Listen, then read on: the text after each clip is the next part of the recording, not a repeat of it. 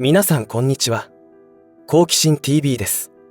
今回の動画は今後私たちに降りかかる試練について、様々なセクターで起きてくることはこのチャンネルでは何度かお伝えしてきていますが、その中でも太陽光発電の普及が引き起こすデススパイラルについて取り上げていきます。デススパイラルとは負のスパイラルと似た意味だと考えれば良いのですが、今回取り上げる太陽光発電の普及に関することで言えば、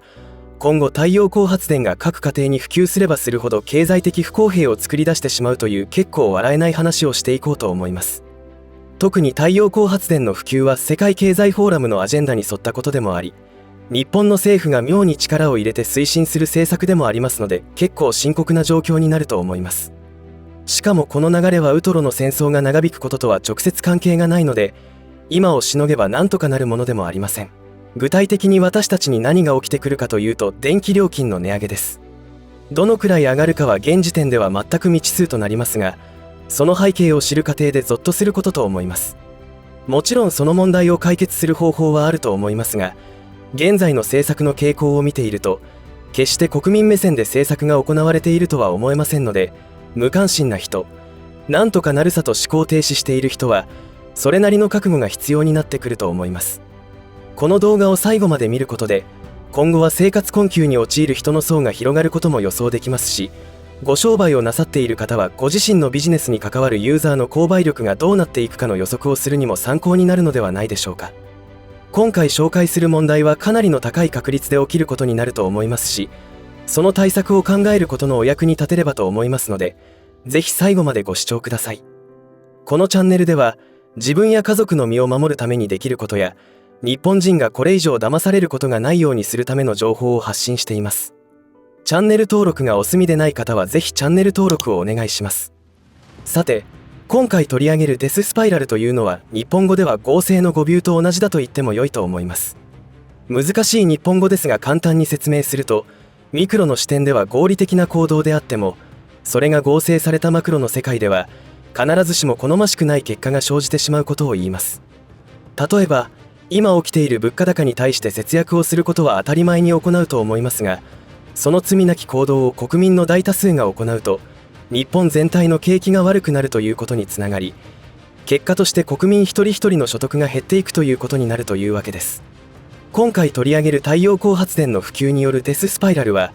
以前の動画で取り上げた水道料金の値上げの背景と同じです。つまり今現在起きている水道料金の値上げの背景には、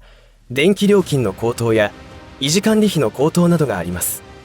水道料金の値上げが起きてくると住民は節水しますし、夏などに起きる断水対策で自治体から節水の呼びかけがあれば住民は協力すると思います。そうなると水道の使用量は減りますから、自治体が行っている水道事業の売り上げは減る方向になりますよね。一方で水道管や設備などの老朽化が問題となっており、更新には莫大な予算が必要になることは明白なのです。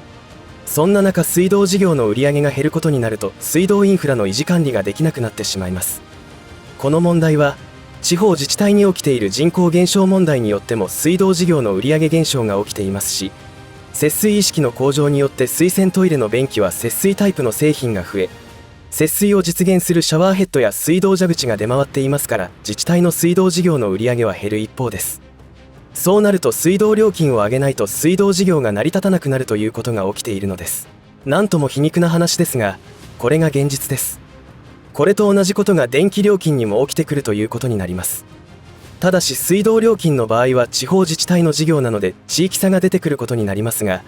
電気料金の場合は日本全国津々浦々で起きる問題となります。当然一般家庭だけでなく施設や企業への影響も出てきますから、あらゆるもの、サービスの価格が上がることになります。今回のケースはウトロの戦争が収束したからといって収まる話ではないところが深刻です。詳しく見ていくことにしましょう。今現在も電気料金の値上げが国民を疲弊させているわけですが、電気料金の内訳を確認しながら話を進めます。まず、基本料金も値上げしています。そして電力料金の単価も値上げが実施されており、今年の9月まで政府による補助金で補填されている部分です。10月からはこの単価が一気に上がる可能性があります。そして燃料費調整額、これは発電に使用するエネルギー高騰の影響を一番受けるところであり、上限も撤廃されている部分です。そして再エネ賦課金、託送料金があり、さらに今後は炭素税というデタラメな税金も上乗せされてきます。これがいかにデタラメかは以前の動画をぜひご視聴ください。今回取り上げるデススパイラルが直接関係するのが託送料金というものと再エネ賦課金というものです。この託送料金というのは発電所から私たちが住む家までを結ぶ電線、鉄塔、電信柱や変圧器などとんでもない量の設備の老朽化に伴う更新費用と事業者の利益が算入されたもので、使用者である国民が分担しているということになります。そして再エネ賦課金というのは再生可能エネルギーの使用に対しての国民負担になります。例えば個人宅の屋根についている太陽光パネルから発電された電気は電力会社が買い取って国民に売っている仕組みになります。ここに私は違和感を感じていますが、皆さんはいかがでしょうか。誤解がないようにお願いしたいのですが、太陽光パネルを導入している個人を非難する話ではないことを前提にしていきます。太陽光パネルを設置するにあたり補助金が出ているのはご存知だと思います。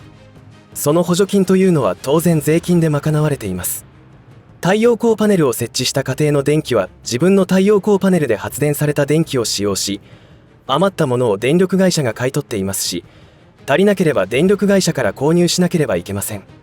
その太陽光パネルで発電された電気の仕入れ分に対して太陽光発電を導入していない国民が使用量に応じた再エネ賦課金を請求されているのです。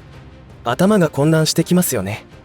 その再エネ賦課金は 1kW あたりいくらという単価設定になっており、その単価は経済産業大臣が決めています。ここにまた費用負担調整機関という怪しげな機関がありますが、そこは今回触れずにおいて話を進めます。この再エネ賦課金の単価は制度導入後ずっと値上がりし続けていますが、2023年だけは電気料金高騰のため調整が入って極端に安くなっています。しかし今後も上昇していく可能性が大きいということになります。そしてなんと再エネ賦課金は太陽光パネルを設置しているものには支払い義務がないのです。ただし自家発電分で足りなくて電力会社から提供された電気を使う場合にはその使用分の請求があるとはいえ、この制度では太陽光パネルを設置しない人に対しての罰金とも解釈できることにますます疑問だらけになってしまいます。電力会社の発電コストというのはいくらか分かりませんが、太陽光発電から仕入れた分というのは私の想像ですが割高なのでしょう。電力会社からすれば 1kW あたりのコストが高いものを買い取りたくないという事情があるのではないでしょうか。しかし国からすれば太陽光発電の普及は世界的な潮流ですし、普及を進めたいというわけです。誰だったか温室効果ガスの削減を 46% 削減すると宣言してしまうほど、政府の方針は世界経済フォーラムのアジェンダ通り演じているわけです。だったらその割高分を電気料金に乗せて国民負担として押し付けてしまおうという構図になっているのかもしれません。こういった基本を踏まえた上で太陽光発電の普及が進んでいったらどうなるのでしょうか。勘の良い方ならオチが見えてきたかもしれません。今回取り上げる問題は経済的弱者たちの生活をより追い詰めることになる話です。決して脅しや不安を煽るような次元の低い話ではありません。すでにアメリカで起き始めている情報ですので根も葉もない話ではないのです。ここまで話した通り、太陽光発電が普及すればするほど再エネ賦課金と託送料を負担する世帯数が減っていく、つまり太陽光発電をしていない世帯に負担が重くのしかかるということになります。